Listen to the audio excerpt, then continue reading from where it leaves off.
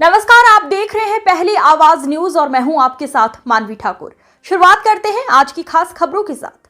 नमस्कार, आप देख रहे हैं पहली आवाज न्यूज और मैं पवन परिहार। आइए, आज हमारे साथ में मेहमान हैं ज्योतिषाचार्य और तंत्राचार्य, जो कि भोपाल से है और इनके द्वारा एक कार्यक्रम का आयोजन भोपाल के न्यू मार्केट में हुआ था, जो कार्यक्रम का नाम था ज्योतिष ज्ञान गोष्ठी। आइए इनके बारे में पूरी विस्तार से जानते हैं अपन।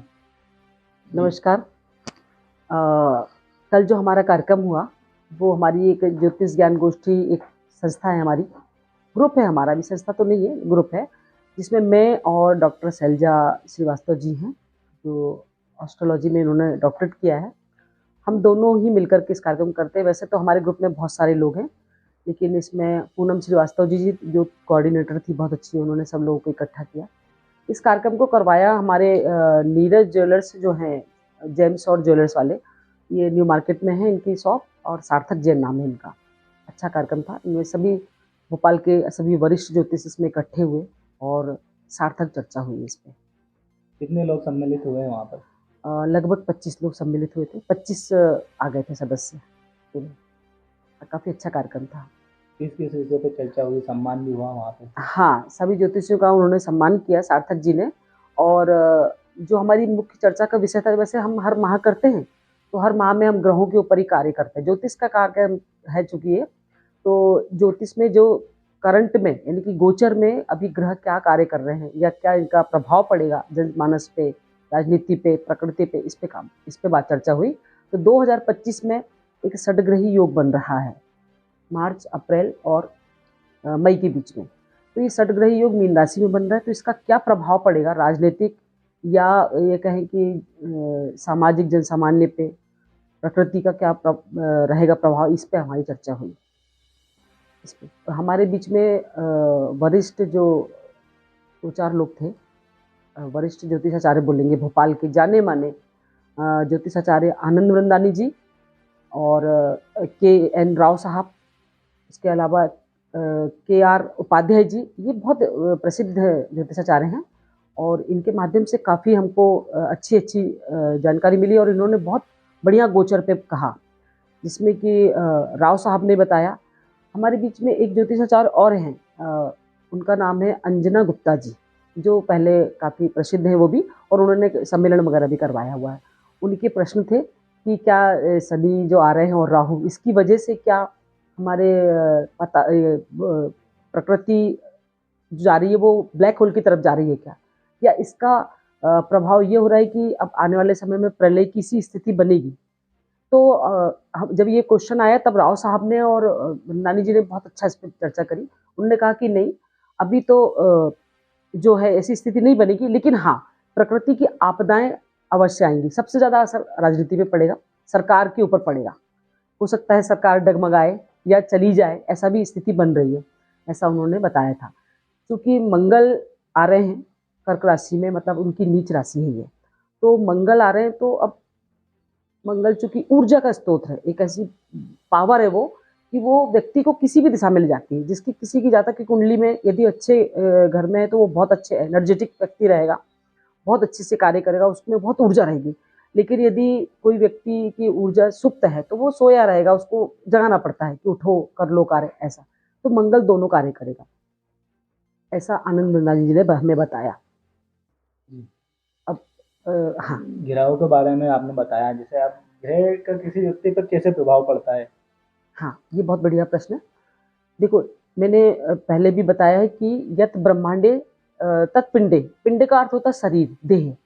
तो जैसा हमारा ब्रह्मांड बना है, जिन धातुओं से या जिन तत्वों से, उन्हीं तत्वों से हमारा शरीर भी बना हुआ है।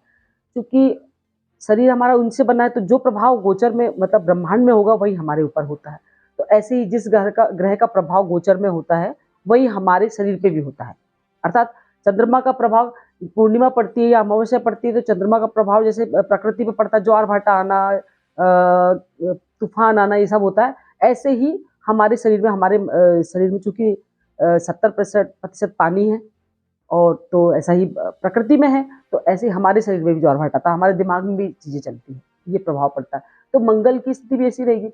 इसमें ये जन सामान्य को मैं ये कहना चाहूंगी कि वो इस समय में कम क्रोध कम करें, अपने आप मन को कंट्रोल करें, दूसरा गाड़ी बहुत स्लो चलाएं, क्योंकि एक्सीडेंटली संभावना बनती है। शनि आ रहे हैं, शनि दंड देने का कार्य करेंगे इसमें।